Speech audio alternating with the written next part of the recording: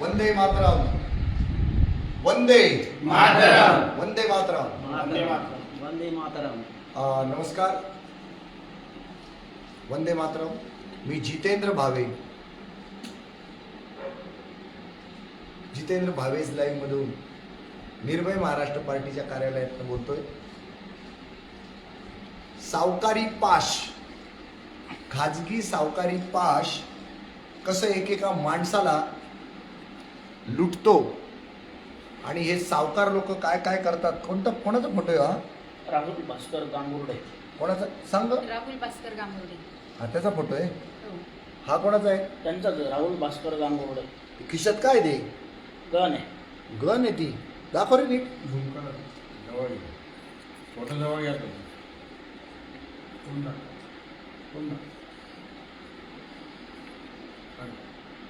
वंदे मातरम.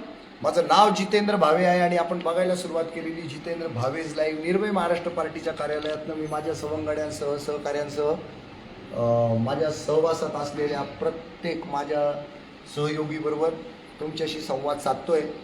निर्भय महाराष्ट्र पार्टी अतिशय निर्भयपणे आणि निडरपणे अशा प्रकारच्या बंदुकींना कुठलीही भीक न घालता काम करते. कशासाठी काम करते?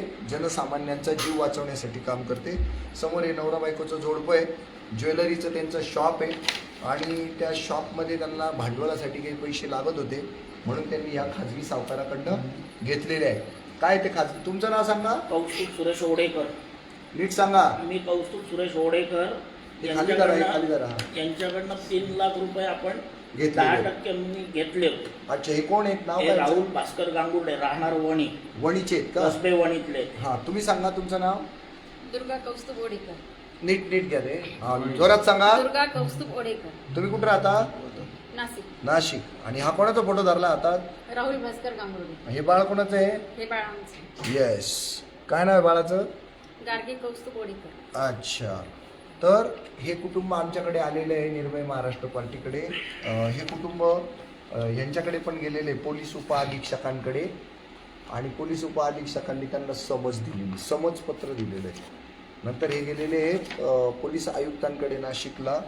हे पण गेले पोलीस आयुक्तांकडे नाशिकला. आणि अशा पद्धतीचं परिस्थिती असताना सुद्धा त्यांना आत्तापर्यंत न्याय मिळालेला नाही असं त्यांचं म्हणणं आहे. आणि परत एकदा सांगतो मी, हा खाजगी सावकारीचा या कुटुंबाचा बळी गेलेला आहे. खाजगी सावकारीचा हा बळी काय कशा कशा घटना घडल्या ते मी तुम्हाला सांगतो. तिथे सोडून द्या ना. काय कशा कशा घटना घडल्या त्या तुम्हाला आता त्यांच्या शब्दात मी ऐकवतो. सांगा तुमचं नाव सांगा परत. माझं कौस्तुभ सुरेश ओडेकर, पूर्ण पत्ता सांगा. राहणार नाशिक. पत्ता सांगा.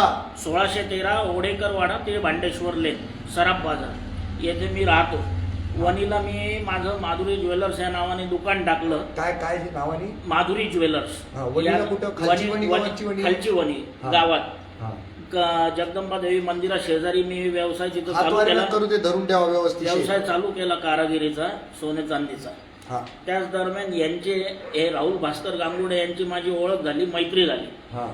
त्या ओळखीचं मैत्रीचं रूपांतर असं की मला त्यांच्या मानसी अपार्टमेंट देशमुख गल्ली येथील फ्लॅट राहायला भाड्याने त्यांनी दिला.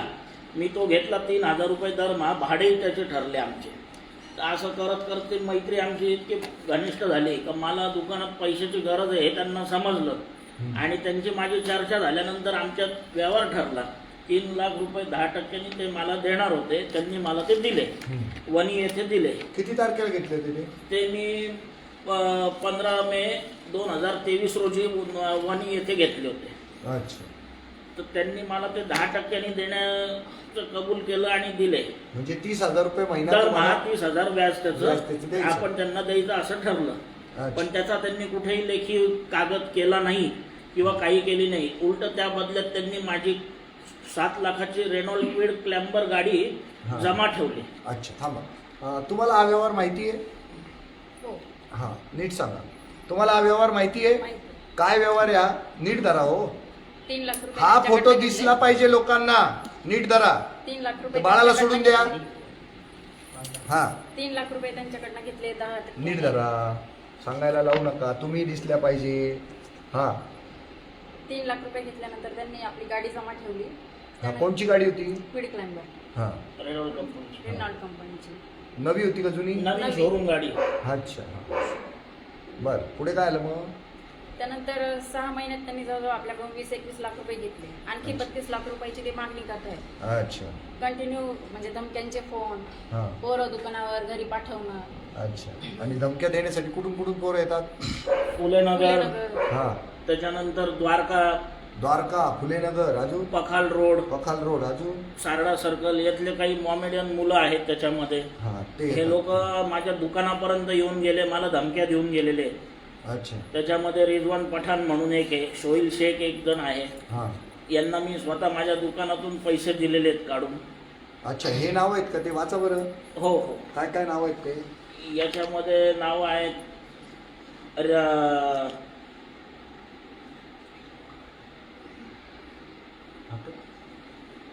रोहिणी जीवन मोरे. ह्या ज्या आहेत ह्या त्यांच्या राहुल भास्कर गांगुडे यांच्या साली आहेत. त्यांच्या सुद्धा मोबाईलला मी गुगल पे, फोन पेद्वारे पैसे टाकलेले आहेत. त्याच्या एंट्र्या मी कंप्लेंट पोलीस तक्रार जी केली त्याच्यात बँक स्टेटमेंट सह दिलेलं आहे. बरं ह्याच्या संदर्भामध्ये तुमचे काही फोनवर टेलिफोनिक टॉक झालेले आहेत हो का? आहे ना. हा दाखवा बरं ते. त्याचं कॉल रेकॉर्डिंग सुद्धा माझ्याकडे आहे सगळ्या कॉलचं. हा दाखवा दाखवा. दाख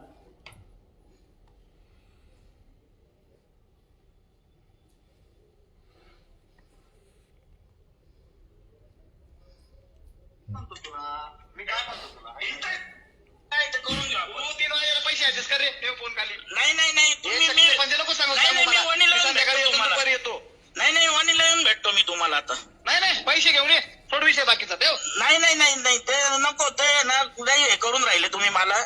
ते नको म्हणजे काय? नाही तुम्ही आहे ना राहुल भाऊ विनाकारण आता ह्याच्यात जाऊन राहिले. जाऊ द्या. अरे तू पैसे द्यायला मोकळा कर ना विषय. तू इकडून तिकडून फिरायचे गोष्टी काय करतो तू? फिरवायच्या गोष्टीच करत नाहीये ना तुम्ही मला मग हे सांगा. काय? मग काय हे काय समजायचं? अहो मग मी तुम्हाला सांगतोय मी इथं बाहेर आहे औरंगाबादकडे. तू बाहेर आहे का कुठं? मला त्याची नाही घे ना. तू पैसे कबूल केले त्याची शिगे नाही मला. समजलं का तुला? मी काय बोलू राहिला तू काय बोलू राहिला मूर्खासारखा? काल म्हणतो 5 वाजेपर्यंत पैसे ऍडजस्ट करतो. अहो, आज म्हणतो 3 मला तर मी वाजेपर्यंत पैसे नाशिक adjust करतो. मी सांगतोय मी नाशिक मध्ये नाहीये. मी तुझ्या ऍडजस्टमेंटशी तू कुठे आहे? अमेरिकेला आहे का दुबईला? मला ते शिकेन नाही. मला पैसे शिके नाही. समजलं? ठेव फोन खाली आता. एक काम करा राहुल भाऊ मी संध्याकाळी येतो डायरेक्ट तुमच्याकडे बघू. काय संध्याकाळी येतो काय ते बघू तू हिशोब करू. मला पैसे दे. संपला विषय. ते म्हणजे विषय नाही. तू 3 वाजेचा विषय. नाही ते म्हणजे अहो कुठून आणायचं तुम्ही मला सांगा ना लगेच आता. कुठून आणायचं म्हणजे मी काय शट्ट पडले का तुला दिले ते? अरे काय? मी कुठून आणून दिले तुला? अहो तुम्ही रिटर्न किती घेतले माझ्याकडनं ते पण बघा. 20 लाख रुपये घेते. 20 लाख रुपये. हा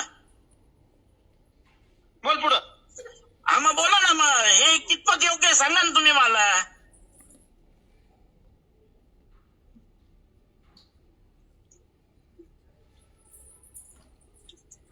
हॅलो हा बोल. हा कितपत योग्य आहे मला सांगा ना तुम्ही. कशाचं? तुझ्या घरी द्यायला आलतो काय? काय तुझ्या घरी द्यायला आलो तो. हा मग मी नाही पण आपलं काय ठरलं होतं रेट काय 15 दिवसाच्या 15 दिवस. हा ठीक आहे ना. तर तुला लाज वाटते का? 6 महिने पैसे वापरतो. अहो मग ठीक आहे ना. मग एक महिन्याचं तुम्ही रेट सांगितलं त्याप्रमाणे करा ना. किती होतात त्याच्याने. हॅलो हा बोला. तुला मी 15 दिवसासाठी पैसे दिले होते. तुला लाज वाटली पाहिजे. 6-7 महिने पैसे वापरतो. अहो आज काय वाटायचे तुम्ही विचार करा ना महिन्याच्या रेट मला तुला प्रमाणे. ठेवायचे नाही. बोल पुढं. काय ठेवायचे नाही तुझ्याकडे पैसे. संपला विषय. ठेव. म्हणजे बाकी बडबड नको करू. ठेवायचे नाही म्हणजे.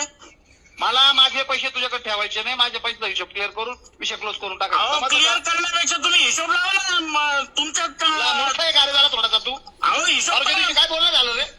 अरे तुमच्या रेट ऑफ इंटरेस्ट प्रमाणे हिशोब करा ना तुम्ही. किती होत आहे कोणत्या रेटने? तुमचा काय रेट आहे ना त्या हिशोबाने करा ना तुम्ही. किती महिन्याचे ह्या महिन्याचे कितपर्यंत किती झाले. तुला परवाच्या दिवशी काय बोलणं झालं मग या विषय? अहो तुम्ही जे सांगताय ते योग्य आहे का? तुमच्या मनाला पटतंय का? तुम्ही विचार करून सांगा ना मला. तुम्ही काय म्हणतो? तुला काय मी वापरायला मजबूर केलं का तुला? मजबूरचा नाही प्रश्न. महिन्याला काय किती होतात तुमचं? मी काय म्हणतो तुला इंटरेस्ट प्रमाणे महिन्याला किती होतात तुम्ही प्रामाणिकपणे सांगा. मी काय म्हणतो, तू किती दिवसाच्या बोलीवर माझ्याकडनं पैसे घेऊन दिले? अहो ते किती दिवसाचे ते जाऊ द्या, ते 6 महिने हे झाले. जाऊ दे, नाही, नाही, ते हे जाऊ दे मग, हे पण जाऊ दे, ते जाऊ दे, हे पण जाऊ दे. नाही 15 दिवस म्हणता ना तुम्ही.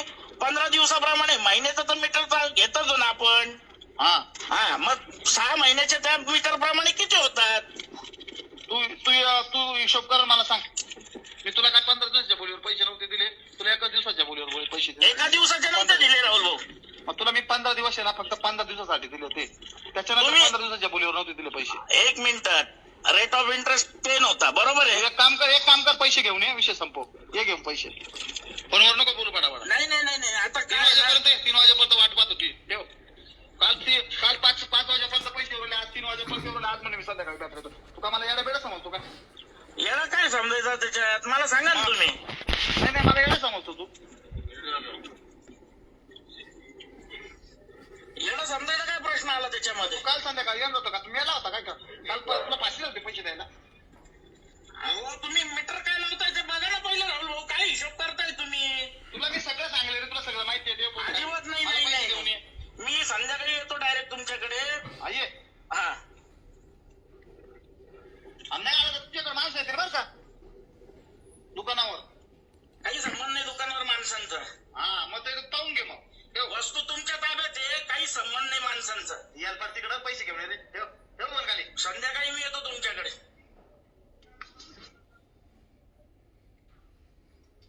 परत एकदा थोडक्यात सांगा, किती पैसे घेतले होते? त्यांच्याकडनं जेवढं विचारलं तेवढं. 3 लाख रुपये. किती घेतले होते? 3 लाख रुपये कधी घेतले होते? 15 मे 2023 रोजी. बरोबर. किती पैसे दिले आजपर्यंत? त्यांना त्या बदल्यात आतापर्यंत 21,50,000 रुपये मी दिलेले आहेत. आणि क्विड गाडी आहे. आणि क्विड गाडी त्यांच्या ताब्यात आहे माझी, MH15 HU 9597 नंबरची. काय किंमत? तिचा फोटो आहे का? तिचा फोटो आता आणलेला नाही मी.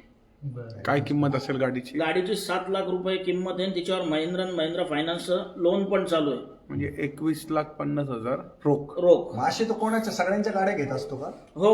मग त्यांचं गोडाऊन बिडाऊन असेल ना? हो त्याचं गोडाऊन आहे ना. काय ते पाहिलं कधी? नाही कुठे आम्ही तुमची गाडी? गोडाऊनला गेलेलो नाही मी कधी. अच्छा. गाडी एवढे दिवस त्यांच्या बंगल्यात लावलेली होती त्यांनी. हा.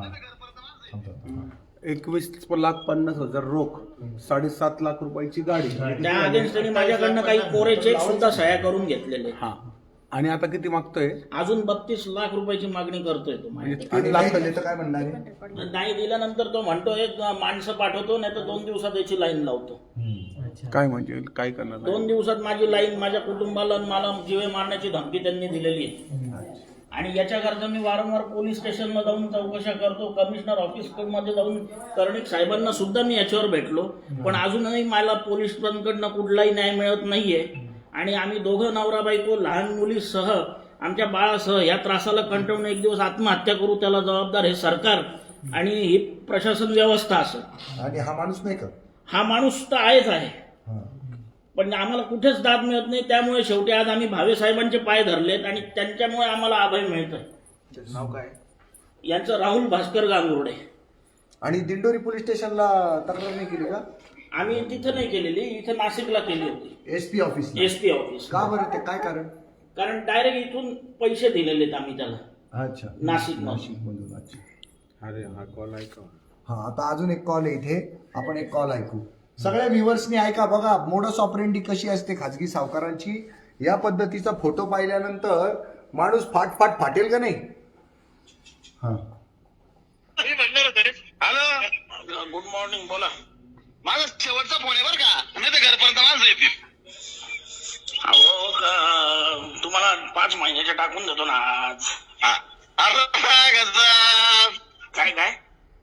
काय म्हणतो? 5 महिन्याचे टाकतो तुम्हाला. कधी? हा ना, काल लावलंय. 4,000-4,500 रुपये काल आले होते. आज वरचे हा. येतील. 10-15 आणि मीटरच्या पैशाचं काय करतो? या पैशाचं ते पण तुम्हाला करतो ना. पहिले भाड्याचं क्लिअर करतो ना. दे ना लवकर, टाक ना मग. दुपारपर्यंत येणार आहे पेमेंट, ते 15 करून देतो तुम्हाला. ठीक आहे, चल. उद्या जेवढी जास्त रक्कम होईल तेवढी टाक म्हटलं. हो. हा, ठीक आहे. ओके. हॅलो, हॅलो, अंतरचा मागे. आपण नंतर पाहू ना. तुम्ही त्यांना विचारलं नाही का 3.5 लाखाचे 21 लाख कसं काय घेतले ना आता कसं काय विचारलं मी त्यांना, ते डायरेक्ट दादागिरीवरच येत आहेत त्याच्यामध्ये. काय? ते मला कुठलंच हिशोब द्यायला तयार नाहीये, ते डायरेक्ट दादागिरीवर येत आहेत आणि माणसं पाठवतात, धमक्या देतात. आता म्हणे पूर्ण फॅमिलीसह मारायची धमकी त्यांनी मला दिलेली आहे. पुढचा कॉल दाखवा ना, पुढचा कॉल सांगा, महत्वाचा कॉल टाका. याच्या व्यतिरिक्त कोण कोण लोक आहे अजून? हा बा, महत्वाचा कॉल कोणता? 32 लाख रुपये आणखी मागतो. 32 लाख. हा, ऐका. हा, बोला ना राहुल भाऊ. ते उद्या करून ठेव बरं का, मला फोन येऊ राहिले. काय काय उद्या पेमेंटचं करून ठेव म्हटलं. उद्या आहे ना, जेवढं होईल तेवढं टाकतो मी. नाही नाही, ते क्लिअरच करून घे सगळं. आता ते नाही म्हणता येत समोरचे. हा बरोबर आहे, पण मग वन स्ट्रोक लगेच एवढा क्लिअरला थोडा वेळ लागेलच ना हो. मग आता तुम्हाला मी किती दिवसापासून सांगितले वडेकर, सांगा बरं. हा ना, बरोबर आहे. तुम्हाला मी किती दिवसापूर्वी सांगितलं मला सांगा. हो, माझं तेच चालू आहे. मग आता उद्या काय करतो, जितके जास्त होईल तेवढे टाकतो मी. पाच तेवढं लवकर टाका बरं का, पण संध्याकाळवर नका जाऊ. नाही, तरी 4-5 वाजतीलच ना हो. हा, 5च्या आत करा. हा बोला. हा, टोटल किती टाकायचे तो आपल्याला? कोणते?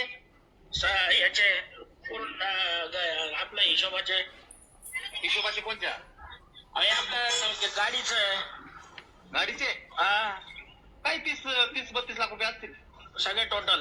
हा, टोटल 30-32 लाख असत. आणि हे भरलेले मायनस झाले का त्यातून? हा, मायनस होईल ना, तुम्हाला हिशोब दाखवून देईल, त्याचं नका टेन्शन घेऊ. बरं ते टोटल रुपये इकडे तिकडं, त्याचं नका टेन्शन घेऊ. म्हणजे टोटल 30-32 लाख रुपये झालेत. हो. बर, मग ते मायनस करून वरचे टाकायचे काय? कोणते? भरलेले मायनस करून तेवढे टाकायचे आहेत का? नाही, मायनस झालेले आहे ना. 30-32 लाखातून. हा, मायनस झालेले. मग आता राहिले किती टोटल? 30-32 लाख रुपये असतील बहुतेक. एकदा चेक करून घ्या, संध्याकाळी सांगा ना सगळं मला डिटेल. 100% तेवढंच असतील, मी सांगतो तुम्हाला. हा, पण एकदा संध्याकाळी तुम्ही मला फोन करा 7:30-8 ला. असं समजा, मी सांगतो तुम्हाला 100% 30 ते 32 लाख रुपये राहिले फक्त. हो. बर, असं आहे. पैसे भरले की आपलं नील होऊन जातं सगळं. हा, ते विषयच नाही राहणार ना मग परत. बरं हा, चल. ठीक आहे. पुढचा 2 दिवसात लाईन लावतो, सांगतो धमकीचा कॉल दाखव. तुला आधीच सांगितलं होतं तिच्या मग तुम्ही त्यांना तुम्ही निर्भयपणे त्यांच्याशी बोलले का बरं नाही की आता एवढे पैसे मी देऊ नाही शकत? 3 लाखाचे, त्यांना वारंवार मी सगळं सांगितलेली, कल्पना दिलेली, सगळ्या 3 गोष्टी. लाखाचे 20 लाख. माझा कायदा माहिती नाही तुला, आम्ही काय बोला ना. हो बोला. तू माझ्या कायद्यावर पाहिजे ना, तर मग मला तिची गोणीमध्ये. बोला. बोला. काय झालं? मला अहो बोला म्हटलं. कोण गेला? तू? अहो बोला म्हटलं. बोले. अहो बोला म्हटलं. मग सांगू राहिलं हो तुला, असं माझा फोन उचलीत नाही तू. माझा कायदा माहिती नाही तुला. अहो, ती गाडी घालण्यामध्ये सोडून दे आणि तुझं सामान काय ते माणसं घेऊन दे, मधून नका परत घेऊन दे. मला 15 मिनिटात तुझा फोन नाही आला तर तुला दृश्य 3 पाल देऊन जाईल म्हणायचं. अहो तुम्ही एक काम करा, उद्या फोन करतो मी तुम्हाला. हा, ते पुढचा काहीच शार्प नाही राहू लोक यांना. आहे ना सगळे एक्साइटेड.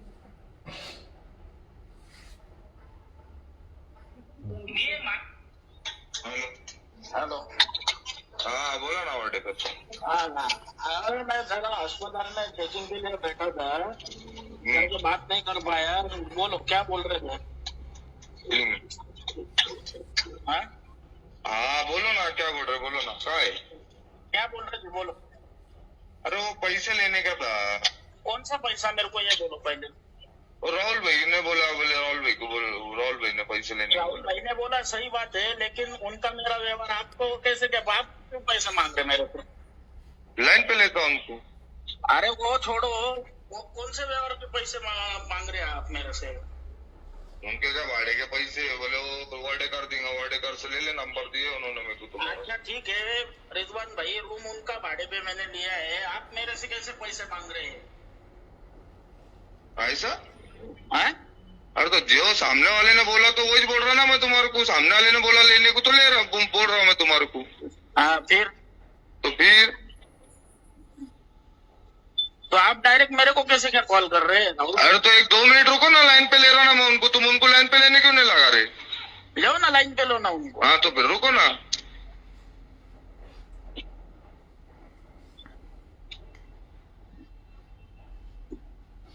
आपण ज्या कोण माणूस व्यक्तीशी आहे हा? बोलत हा आहात रिजवान पठाण होता.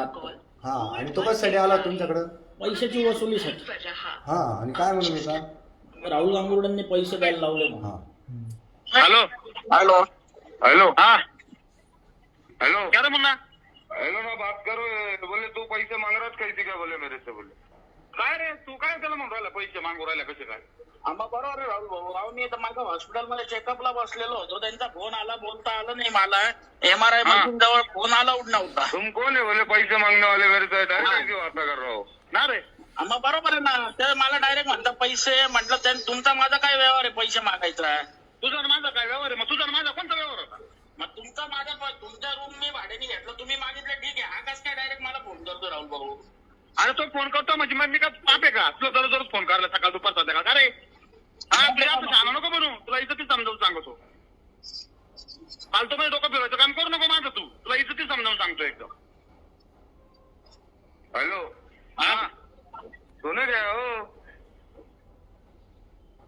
हाँ भाई सुना. हेलो हा बोला बोल मुन्ना. सुना क्या भाई. उन्होंने बोले मेरे को फोन करने को. मेरे को चौंकना है तेरे पास पैसे मांगने को. समझा ना. हा, ठीक है ना. मैं उनसे बात करतो ना. मेरे से बात मत कर तू. उनसे बात कर तू. उसको पैसे दे. त्याच्याकडे कसं काय पैसे द्यायचे मला. मग तू अरे जिसका लेना है वो बोल रहा ना पैसे देने को मेरे पास. तो फिर भी वो बात कर तुला मला रहा पण द्यायचे त्याला पण द्यायचे ना. अहो पण तुमचा माझा रूमचा व्यवहार आहे. मी तुम्हाला पैसे देतो ना राहुल भाऊ. माझा त्याचा रूम आहे. त्याचा रूम आहे. बोल पुढं. पण मला रूम तुम्ही दिला होता भाड्याने. मग त्याला आता तू मी तुला दिला ना तर तशी त्याला पैसे देतो. तुला मला पण द्यायचे आणि त्याला पण द्यायचे. त्याला पैसे दे. किधर है भाई तू. किधर है अभी. अभी तो मैं अस्पताल में ही हूँ. हाँ कितने बजे आके मिलेगा मेरे को तू. मैं राहुल बरं का राहुल भाऊ. मी डायरेक्ट हा. तुम्हाला येऊन भेटतो थांबा. काय काय तुम्हाला येऊन भेटतो मी. कधी पुढच्या वर्षी. हा? पुढच्या वर्षी मैं वो आवेश भाई से बात करूँ क्या भाई. तुम्हारे आवेश भाई से बात करूँ क्या. हाँ आवेश भाई से बात कर लो तुम. हाँ हाँ कर लो ना आवेश भाई से बात. लेके आता मैं उसको शाम में आवेश को तुम्हारे पास. हाँ लेके आओ ना. हाँ त्या मुन्नाकडे पैसे देऊन टाक तू. नाटक नको करू. तुम्हाला इथून भेटत नाही तेव्हा हिशोब करू काय का आपण. अरे तू हिशोब माझ्याकडे किती दिवसापासून करू राहिला रे. हा ठीक आहे जरा ना? हिशोब सांगायचा का तुला. 6 महिन्याचं भाडं द्यायचंय तुमचं 18,000 रुपये. मग सारखं सारखं तू हिशोबातच बोलू राहिला का. तुला माहिती ना 6 महिन्याचं भाडं द्यायचंय. हा मग त्याला देऊन टाक ना 6 महिन्याचं भाडं. अहो पण माझं सामानही घ्यायला यायचंच आहे मला. तेव्हा तुम्हाला पैसे देतो मी लगेच सगळ्यांनी. कधी मला 2-3 दिवस झाले ऍडमिट केलेलं आहे. मी दवाखान्यात होतो. मला त्रास झाला म्हणून परत ऍडमिट केलं. तर आता परत MRI वगैरे आज झालं. उद्या रिपोर्ट आल्यावर परवा डॉक्टर सोमवारी मला सोडल. अरे पण तू दररोज तेच मला कारण सांगू राहिला का. तर तुझ्या तब्येतीचं मी दररोज ऐकू का. हा काय नाव आहे याचं. राहुल भास्कर गांगुर्डे. काय आता धमकी दिली ना त्यांनी याच्यातच. काय हा उड़ा के बात कर रहा मेरे से वो. ते काम कर मुन्ना. हाँ वो उड़ा उड़ी के बात कर रहे हैं. 2 दिन रुक जा. उसका हाँ. लाइन लगाएंगे फिर.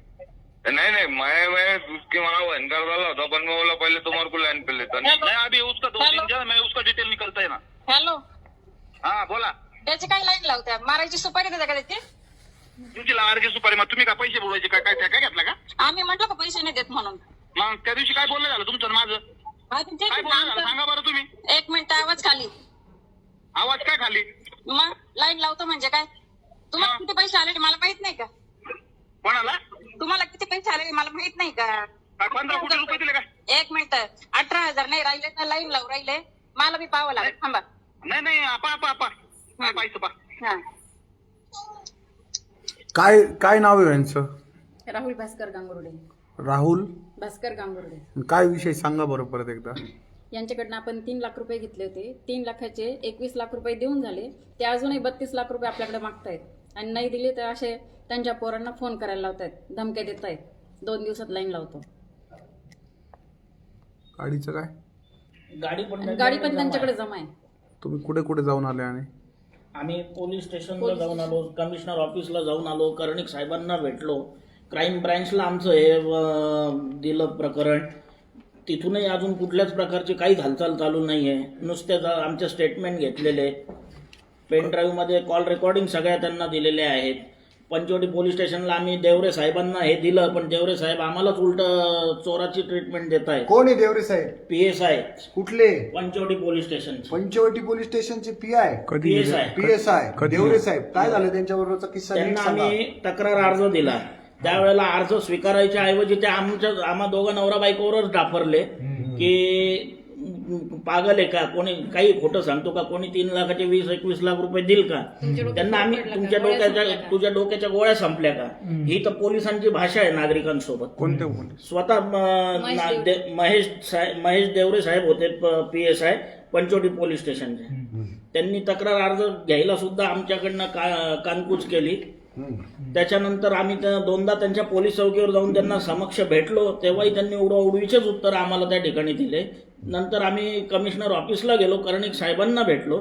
तिथून त्यांनी आम्हाला क्राईम ब्रँचला पाठवलं. क्राईम ब्रँचला पण आता देऊन जवळजवळ महिना होत आलाय, पण आम्हाला याच्यावर दाद मिळत नाहीये. कर्णिक साहेबांना कधी भेटले? कर्णिक साहेबांचा आहे ना रिसिव्ह. तारीख काय? रिसिव्ह कुठे? कर्णिक साहेबांचे कुठे? किती महिने आले काय? हो, कर्णिक साहेबांना पत्र त्यांनी दिलं 22 एप्रिलला. किती दिवस झाले? ज्या दिवशी भेटले त्याच दिवशी मे आणि जून ना? नाही मग पत्र तर 22 एप्रिलला दिलं. त्याच्यानंतर परत भेटलो आम्ही नंतर दोन प्रत्यक्ष. दोन महिने झाले. दुसरं. 2 महिने झाले. हे पण 2 22 महिने झाले. एप्रिलचंच आहे. 2 महिने झाले ना. बघू बरं, हे पुढे. समजपत्र कशावरून मिळालंय तुम्हाला? आम्हाला बाय पोस्ट आलं सर ते झालं, पण ह्यात काहीतरी दिलं असेल ना आणि तुम्ही? पंचवटी पोलीस स्टेशनला जो अर्ज देवरे साहेबांकडे दिला होता, हा, त्याच्यानंतर आम्हाला हे उत्तर आलंय. उत्तर आलेलं आहे. बरं का. आता निर्भय महाराष्ट्र पार्टी अतिशय निर्भयपणे आणि निडरपणे या प्रकरणामध्ये जेव्हा जेव्हा पोलीस स्टेशनला माणसं जातात तर ते देवरे कोण आहेत ते म्हणतात तुझ्या डोक्यात पाणी झालं का, 3 लाखाचे कोणी 21 लाख देतं का. आता हे जर आम्ही व्यवस्थित शांतपणे ऐकू शकतो, त्यांना ऐकायला प्रॉब्लेम काय आहे? जर पोलिसच जर ह्या सगळ्या सर्वसामान्य नागरिकांना जर अभय देणार नसतील, त्यांना रक्षकच जर भक्षक झालेले दिसत असतील, तर लोकांनी जायचं कुठे? आता खाजगी सावकारीची मागे घडलेली फार मोठी एक घटना आहे. ते देवरे का कोणतरी तो पकडला होता, तो लोकांना नागडं करून मारायचा, आणि ती केस पोलिसांनी जेव्हा हाताळली त्यावेळेला तो जेरबंद झाला. आणि मग तरी सुद्धा खाजगी सावकारांना कुठेही वचक बसताना दिसत नाही. आता हा बंदूक घेतलेले असे जर फोटो प्रसिद्ध होत असतील, हा कुठे सापडला हा फोटो तुम्हाला? हा तर त्याचा मीडियावर फोटो आहे, सोशल मीडियावरचा त्याचा फोटो आहे. विचार करा, तो माणसं घाबरतील नाही तर काय होतील. आता हा फोटो आम्ही दाखवल्याच्या नंतर पोलीस सुमोटो कारवाई करतील का, त्याला विचारणा करतील का या गोष्टीची? आता हा किस्सा वर्षभरापासून चालू आहे. 3 लाखाचे 21 लाख रुपये फेडले, 7 लाखाची 8 लाखाची गाडी जमा आहे, आणि तरीही उत्तर कुठेही निघत नाही. उद्ध्वस्त झालेलं कुटुंब आहे पूर्णपणे. आता त्यांना आहे ना, ज्या वेळेला हा गुन्हा जो आहे यांनी कुठे जमा केला? पंचवटी पोलीस स्टेशन दाखल केल्यानंतर पंचवटी पोलीस स्टेशननी आडगाव लिहिलेलं आहे. आडगावला जमा केला ना तुम्ही? नाही आम्ही पंचवटी पोलीस स्टेशनला जमा केला. हा, तिथून मग आडगावला आला? नाही बाय पोस्ट आले. आमचा ऍड्रेस आहे बाय पोस्ट. अरे पण हे तुम्हाला आडगावचं पत्र आले, आडगावच्या DYSP कडनं आलेले, आडगावच्या त्या पोलीस उपअधीक्षक आर्थिक गुन्हे शाखा पोलीस अधीक्षक कार्यालय नाशिक ग्रामीण यांच्याकडून यांना समजपत्र आलेले. काय समजपत्र आले? अर्ज पुढील चौकशी कामी वणी पोलीस ठाणे स्वर्ग केलेबाबत. आता बघा काय देतात पोलीस. एक पत्र किती दिवसांनी मिळाले हे आम्हाला मिळून आता 12 दिवस झाले. आणि ह्याच्यासाठी तुम्ही केव्हापासून प्रयत्न चालू केले होते? आम्ही एप्रिल महिन्यापासून जातो. एप्रिल महिन्यापासून ते झटतायत. आता काय चालू आहे? जूनची पण 21 तारीख ओलांडली गेली. त्यावेळेला एक पत्र मिळतं यांना. काय? आपणास याद्वारे कळविण्यात येते की आपण पंचवटी पोलीस स्टेशन नाशिक शहर येथे 25/4 रोजी केलेला गैर अर्जदार नामे राहुल भास्कर गांगुर्डे, रियांशी विला, संकेश्वर समोर बस स्टँड जवळ, कसबे वणी, तालुका दिंडोरी, जिल्हा नाशिक, रोहिणी जीवन मोरे, राहणार मानसी अपार्टमेंट, 3रा मजला, देशमुख गल्ली, कसबे वणी, तालुका दिंडोरी, जिल्हा नाशिक, प्रिया गांगुर्डे, राहणार शिंपी गल्ली, राजवाडा, कसबे वणी, तालुका दिंडोरी, जिल्हा नाशिक, सोहेल शेख व रिजवान शेख मोबाईल नंबर 9823878792 यांच्या विरुद्ध कायदेशीर कारवाई होण्याबाबतचा तक्रारी अर्ज माननीय पोलीस अधीक्षक नाशिक ग्रामीण या कार्यालयाकडून आर्थिक गुन्हे शाखा नाशिक ग्रामीण या कार्यालयास दिनांक 31/5/2024 रोजी चौकशी कामी प्राप्त झालेला आहे. 31/5ला अर्ज मिळाला बरं का. आपण केलेला तक्रारी अर्ज पुढील योग्य त्या कारवाईसाठी वणी पोलीस स्टेशन येथे जावक क्रमांक 448/2024 म्हणजे 3/6/2024 रोजी वर्ग करण्यात आला आहे. म्हणजे वणीलाही पोहोचला. किती तारखेला? 3 जूनला. आणि आज 22 जून आहे ना, मला वाटतं का 23 जून असून आपण सदर अर्जासंदर्भात चौकशीसाठी इकडील कार्यालयात संपर्क न करता वणी पोलीस ठाणे येथे संपर्क करावा. या व्यतिरिक्त या पत्राच्या म्हणजे कागदी घोडे नाचवण्या व्यतिरिक्त पोलिसांची भूमिका कुठेही दिसत नाही. निर्भय महाराष्ट्र पार्टी या गोष्टीच्या मर्मावर बोट ठेवून विचारते, जर पोलीस स्टेशनला नागरिक न्यायासाठी जातात तर त्यांना अभयजन मिळत नसेल तर पोलीस स्टेशन आमच्या काही कामाची नाही. पुढचा कोणता कॉल आहे अजून? हे लोक इतक्या मोठ्या प्रमाणावर दमदाट्या करतात, लोकांचा जीव जाण्याची वेळ आलेली आहे. हा, हॉटेलवाले जवळ धमकी दिली ना. हा, ती पण सांगा ना. दाखवा.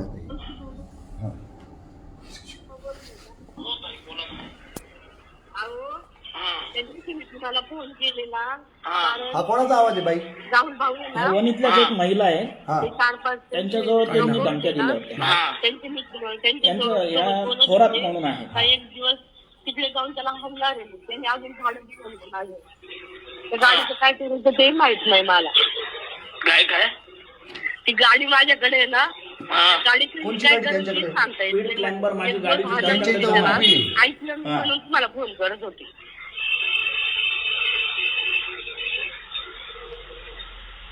हॅलो. हा बोला. हा, असं मी ऐकलं म्हणून त्या दिवशी तुम्हाला मी फोन करत होते. त्यांचं भाडं नाही दिलंय का? त्यांचं भाडं टाकायचंय. हे थोडस काय झालं, माझं दवाखान्यामुळे ना पैशाची ऍडजस्टमेंट उशिरा होते. हा, हा. ते टेन्शन घेत होते. काय त्यामुळे टेन्शन येत होतं, भाडं मिळतंय की नाही का असं. आपण काय बुडवायचे का कोणाच्या ताई? हा, ते तर आहेच. पण मी असं ऐकलं नाही की तुम्ही भाऊजवळ बोलू नका आणि ते राहुल भाऊला बोलू नका का मी फोन केलेला. तुम्ही हा, फोन मी केला? ऐकलं. हा, मी ऐकलं होतं म्हणून केलं तुम्हाला. हा. बरे तब्येत आता? हो बरं. हा, त्यांना बघू आता. भाडं सेंड करून टाका. नाही, त्यांचं भाडं द्यायचंय. माझं किरकोळ सामान आहे तिथं, तेही काढायचंय मला आता. हा हा हा. अहो, आणि एकदम- दिवसा या बरं का. हो हा, बर. चालेल. बघू आता. आज तर समजा शुक्रवार आहे ना. हा बघू आता. साडूतनं फोन केला होता, ते मला म्हणे दुपारी येतो म्हणे, मी तुम्हाला भेटतो. ते आले का? अहो, त्यांच्या गाडीचं काय होतं, ती मार्केटला गाडी राहते त्यांची. हा हा हा. त्याच्यामुळे त्यांच्या गाडीचं काय, भाजीपाल्याचं टायमिंग सांगता येत नाही. आणि जेव्हा गाडी मोकळी राहते त्यावेळेला मग येता येईल असं आहे. बरं तेवढं क्लिअर करा. चालेल. तुमचं काय नाव आहे पूर्ण? कौस्तुभ सुरेश ओढेकर. काय कौस्तुभ सुरेश ओढेकर. काय व्यवसाय? माझा सोन्या चांदीचा सराफीचा कारागिरीचा व्यवसाय. बर. त्याच्यातून ते पैसे तुम्ही मिळवून त्यांना दिले? हो, त्याच्याकरता मी माझ्या घरावर लोन काढलं, श्रीराम फायनान्सचं. ते लोन काढून मी पैसे त्याच्या माड्यावर घातलेले आहेत, पण आम्हाला कुठंच दाद मिळत नाही साहेब. आज त्याच्यापायी मी घर विकायला काढतोय. किती लोन काढलं? माझं 22 लाख रुपये लोन होतं. श्रीरामचं? हो. मग आता ते काय भरताय का काय? त्याची काय? त्याचे हप्ते माझे चालू आहे 55,000 रुपये महिना. बापरे. ह्या नालायक माणसापायी मला 2दा अटॅक येऊन गेला. माझी एन्जिओप्लास्टी झाली डॉक्टर व्हिजनमध्ये. नारायण देवगावकरांचं माझ्याकडे सगळं रेकॉर्ड आहे मेडिकल. व्हिजनचं मेडिकल रेकॉर्ड माझ्याकडे आहे. याच्यापायी मी 3दा-4दा ॲडमिट झालो अटॅक येऊन. तरी हा मला त्रास देऊन राहिलाय. आणि पोलीस जर याच्यात काही करणार नसेल तर मला शेवटी पोलिसांना आव्हान आहे, माझ्या आत्महत्येला, माझ्या परिवाराच्या आत्महत्येला पोलीस डिपार्टमेंट पण जबाबदार आहे तेवढंच. एकंदर हा पुढचा खाजगी सावकारीचा पाश बघा. लोक मरायला लागलेत आणि सरकार काहीच करत नाही, कोणीच काही करत नाही. लोकप्रतिनिधी बसलेत मुख गिळून. नाही, पेमेंट लेट झालं त्याच्यामुळे थांबलो. पेमेंट लेट झालं त्याच्यामुळे थांबलो. आता किती दिवस थांबायचं? 2 महिन्याचे मला पैसे सुद्धा दिले नाही मित्र देणार आहे. उद्या आहे ना टाकून देतो तुम्हाला ते काय याचे 4 महिन्याचे आणि ते 2 महिन्याचे. अरे पण ते मीटरचं काय करतो? ते बाहेर दिसेल असतो पण मीटरचं काय करतो? मला काय हो मीटर काय आहे? हे मीटर म्हणजे हेच व्याजाचे पैसे. व्याजाचे पैसे म्हणजे मीटर का? हो. कसं आहे, मी वस्तू देऊन टाकेल ते माणसं तुझ्याकडे येतील. घरी येऊन बसते तर पैसे तुला तुम्ही द्यावं कसे दिले? कॅश दिले का रोख दिले? फोन पे गुगल पे द्वारे तसेच रोख भरणाही दिलेला आहे. अच्छा हा, ठीक आहे. हा, मग ते ऐकून घ्या ना. हो. एक NEFT ने दिलेले ट्रान्झॅक्शन आहे. किती? ते कोऑपरेटिव्ह बँकेतनं मी जवळजवळ 2.5 लाख रुपये दिले. बर आता त्याच्याकडे तुम्ही किती पैसे घेतले होते? मी 3 लाख रुपये घेतले. त्याचं काय लिखापडी काय तुमचं? काहीच केलेलं नाही, कागदही केलेलं नाही त्या काहीच माणसाने. केलं आणि वरनं माझ्याकडनं त्यांनी 5-6 चेक कोरे सही करून घेतलेले. मग तुम्ही घाबरता का बरं मग त्याला? मग नाही घाबरत नाही, पण तो हे असे गुंड मग कशाला पैसे प्रवृत्तीने देता? मला त्रास जे देतोय. घाबरत नाही तर काय करताय? घाबरत नाही काय म्हणता तुम्ही? हे अशा द्यायचेच नाही ना पैसे, कर धमक्या मला काय देतोय. करायचं ते. जीवे कोणते पैसे मारण्याच्या. NFT किती दिले तुम्ही? काय कुठे म्हणजेच घाबरता ना. आणि मग घाबरत नाही काय दाखवा म्हणता? इकडे.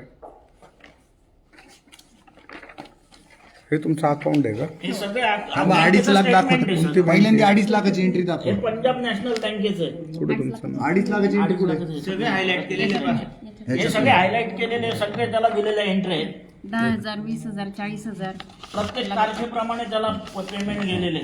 99,000, हा 20,000, हा 5,000, 5,000, हा 20,000, 25,000, हा 10,000, हा 15,000, हा 40,000, हम्म. 50,000, 15,000, 10,000, 60,000. 60,000, म्हणजे कमवायचं सगळं त्याच्या मड्यावर घालायचं. हो, हा पुढं 30,000, हा हम्म. 5,000, 18,000, 9,000, 9,000, 10,000, 20,000, 30,000, हा 20,000, हे 24,000. असे पैसे भरून म्हणजे तुम्हाला लायसन मिळत होतं बा 1 महिना जगायचं 2 महिना जगायचं. याच्यामध्ये असं दिसतंय हे असे 20-30,000 दिले की यांना आहे ना 20 दिवस श्वास घेण्याचं स्वातंत्र्य तो देत होता. बरोबर का नाही? पुढे 6,000, 13,000, 6,000, 5,000, 15,000,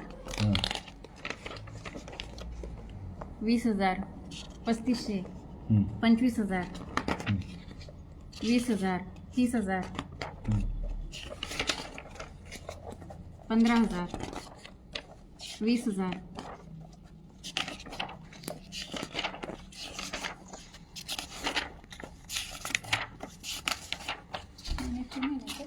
2.5 लाखाची NFT कशामध्ये केलेली आहे? दुसऱ्या कोऑपरेटिव्ह बँकेची इथे. हे काय भानगड आहे? Phone pay and Google pay plus cash payment किती आहे? 21,50,000. 21,50,000. जाता ही पूर्ण स्टोरी तुम्ही ऐकली. 3 लाखाचे 21.5 लाख रुपये पेमेंट केलेले, वरती 32 लाख रुपये तुम्ही द्यावेच लागतील असं सांगितलं जातंय. आणि असे सोशल मीडियावर तो बंदुकीसहित फोटो प्रसिद्ध करतोय. पोलीस आयुक्तांकडे तक्रार दिली गेलेली आहे. पंचवटी पोलीस स्टेशनला तक्रार दिली गेलेली आहे. ही पोलीस स्टेशनची तक्रार वणी पोलीस स्टेशनपर्यंत via SP office, via DSP office, DYSP office पोहोचलेली आहे. आणि फक्त कालापव्यय चालू आहे. याला वाचवण्यासाठी काही कार्यक्रम चालू नाही आहे. 3 लाख रुपये याला मिळालेले आहेत कॅश. आणि नशिबाची गोष्ट अशी आहे, याला पैसे मिळालेले आहेत त्याच्या वेगवेगळ्या नातेवाईकांच्या नावावर आहे का त्याच्याच नावावर आहे? त्याच्या नातेवाईकांच्या नावावर आहे ना. त्याच्या एकही नावावर नाही का? त्याच्या नावावर आहे, बाकी एंट्री त्याच्या नातेवाईकांच्या नावावर आहे. हा, मग त्याच्या नावावर किती रुपये पोहोचले? त्याच्या नावावर त्याच्या आतापर्यंत जवळजवळ 18 लाख रुपये त्याच्या नावावर पोहोचले त्याच्या. 18 म्हणजे बघा सगळं खुल्लं आहे बरं का. 3 लाख रुपये कॅश घेतले म्हणजे त्यांनी दिल्याचं कुठलंही प्रूफ नाही, पण यांनी दिल्याचं 18 लाखाचं स्वतःच्या त्याच्या खात्यावरचं प्रूफ आहे. त्याच्या नातेवाईकांच्या नावावर पैसे दिल्याचं प्रूफ आहे. सगळ्या गोष्टी रेडी आहे. पोलिसांना अजिबात रॉकेट सायन्स नाही याच्यामध्ये तपास करायला. आज सुमोटो SP ऑफिसनी जी काही ऍक्शन घेतलेली होती मागच्या सावकारावर, तशीच ऍक्शन सुमोटो घ्यायची गरज नाही. आले ना, तक्रार दाखल केली ना तुमच्याकडे, तक्रार अर्ज दिला, तुम्ही FIR बनवायला पाहिजे त्याची. तुम्ही FIR बनवत नाही. FIR बनवून त्याच्यावर तुम्ही ऍक्शन घ्यायला पाहिजे. लोकांना पोलिसांची गॅरंटी वाटत नाही, खात्री वाटत नाही. पोलीस काम करतील याची शाश्वतीच नाही राहिली लोकांना. म्हणून लोक निर्भय महाराष्ट्र पार्टीच्या कार्यालयात येतात, नाही तर कार्यालयात यायची गरज नाही. तुम्ही का बरं आले हो? पोलीस स्टेशनला न्याय मिळाला का तुम्हाला? आज बिलकुल न्याय नाही, उडवा उडवीचे उत्तरं मिळत आहेत आणि फक्त चालली ती टाळाटाळ चाललेली आहे. आम्ही 4 वेळा तिथं चक्रा मारतोय. तुमचं काय मत आहे पोलिसांबद्दल? आम्ही सुरुवातीला कंप्लेंट द्यायला गेलो तेव्हा तर 1.5 तास आमची तुम्ही कंप्लेंट नीट घेतलीच धरा नाही. हो फोटो. 1.5 तास कंप्लेंट घेतलीच नाही, उभंच केलं. त्यानंतर म्हणे इलेक्शन पिरियड जाऊ दे, आमच्या ड्युटी चालू आहे. त्यानंतर पुन्हा चक्रा मारायला लागलो. आता म्हणे भरती चालू आहे, भरतीचा पिरियड होऊ द्या, एवढे 8 दिवस जाऊ द्या. असंच टाळाटाळ चालू आहे. एकंदरीत खाजगी सावकारीचा पाश वेगवेगळ्या कुटुंबांना संपवतोय. त्याच्यानंतर फायनान्स कंपन्यांचे वसुलीचे गुंड माफिया जे आहेत ते त्या फॅमिलीजना संपवत आहेत. पतसंस्था आणि कोऑपरेटिव्ह बँकांच्या आडून खाजगी सावकारी ग्रामीण भागात आणि शहरी भागात डायरेक्टर लोक करतायत. त्यांच्यावर कोणाचा अंकुश नाही. DDR ऑफिस, JR ऑफिस, हे सगळे ऑफिसेस जे आहेत ते कोणीही काम करायला तयार नाही. प्रत्येक ठिकाणी लाच देऊन प्रत्येक ठिकाणी दरवाजे सामान्य माणसाला न्याय मिळण्याचे बंद झालेले आहेत. आणि म्हणून लोकांना माझ्यापर्यंत यावं लागतं. आणि आम्ही निर्भयपणे आणि निडरपणे लोकशाहीच्या माध्यमातून आणि भारतरत्न डॉक्टर बाबासाहेब आंबेडकरांनी दिलेल्या संविधानाचा आधार घेऊन त्यांना कायद्याचं राज्य हे सांगत आम्ही अभिव्यक्ती स्वातंत्र्याचा पुरेपूर फायदा घेत, अभिव्यक्ती स्वातंत्र्य पुरेपूर अवलंबत आम्ही असे प्रकार जगाच्या समोर आणतो. आणि नंतर मात्र जनता जनार्दन जी या देशाची कोण आहे? मालक. जनताच मालक. ही जनता या अशा केसेस हातात घेते, त्याचं प्रेशर तयार होतं आणि मग पोलीस यंत्रणा कामाला लागते. याची आम्हाला लाज वाटते. काम न करणारं पोलिसिंग, काम चुकारी करणारं पोलिसिंग हा देशद्रोह आहे, हे आम्ही परफेक्ट प्रत्येक वेळेला सांगत आलेलो आहोत.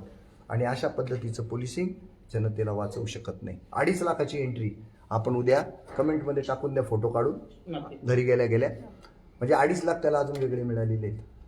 आणि हा माणूस यांचं रक्त पितोय, म्हणूनच त्याच्या आबरूचे धिंडवडे अशा पद्धतीनं काढावे लागले आणि तो जगासमोर आणावा लागला. आणि त्यामधनं हा प्रश्न सोडवण्याचा निर्भय महाराष्ट्र पार्टीनं आटोकाट प्रयत्न केलेला आहे. जनता जनार्दना जागा हो. प्रचंड मोठ्या प्रमाणावर हे लाईव्ह शेअर करा, खूप मोठ्या प्रमाणावर शेअर करा. सगळ्यांनी तुम्ही अपील करा एकेकाने. हां, याच्यामध्ये दिंडोरी पोलीस, पंचवटी पोलीस आणि कमिशनर ऑफिस हा जो स्टाफ आहे पोलिसांचा आणि SP ऑफिस या स्टाफमध्ये कमीत कमी 1000-1500 पोलीस आहे. या 1000-1500 पोलिसांना राज्य सरकार करोडो रुपये दर महिन्याला देते. हे कोणत्या बेसवरती देते की हे जनतेला सुरक्षा देतील, यांना आर्थिक सुरक्षा देतील. प्लस त्या व्यक्तीकडे बंदूक आहे, त्या व्यक्तीकडे वेपनचं केस व्हायला पाहिजे, त्याच्यावरती लगेच ॲक्शन व्हायला पाहिजे होती. हे कुटुंब इतकं दहशतीत आहे की हे पोलीस केस द्यायला सुद्धा त्यांच्यावरती दबाव येतोय. पोलिस त्यांनाच उडवडीचे आणि धमकींचे गोष्ट करतात ते. तर ह्या केसमध्ये पोलीस प्रशासन आंग झटकायचा प्रयत्न करते. तर कृपया जनतेने जास्तीत जास्त ही केस शेअर केली पाहिजे. गृहमंत्र्यांपर्यंत ही केस जायला पाहिजे. मुंबईच्या लोकांनी आणि महाराष्ट्राच्या मराठी लोकांनी ह्या कुटुंबाच्या पाठीशी उभं राहायला पाहिजे.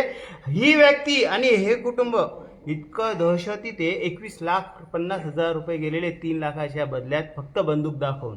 तर महाराष्ट्राच्या मराठी लोकांना, बाकीच्या सर्व महाराष्ट्राच्या जनतेला माझी विनंती आहे की त्या लोकांनी ह्या केसमध्ये ह्या कुटुंबाला समर्थन दिलं पाहिजे. नमस्कार, मी रघुनाथ चौधरी. सर्व मी वॉच केलं, बघितलं, व्हिडिओ बघतोय मी. भावेश सर योग्य पद्धतीने काम करत आहे. आणि हे लोक जी फॅमिली, ही गरीब फॅमिली भावेश सरांपर्यंत पोचली.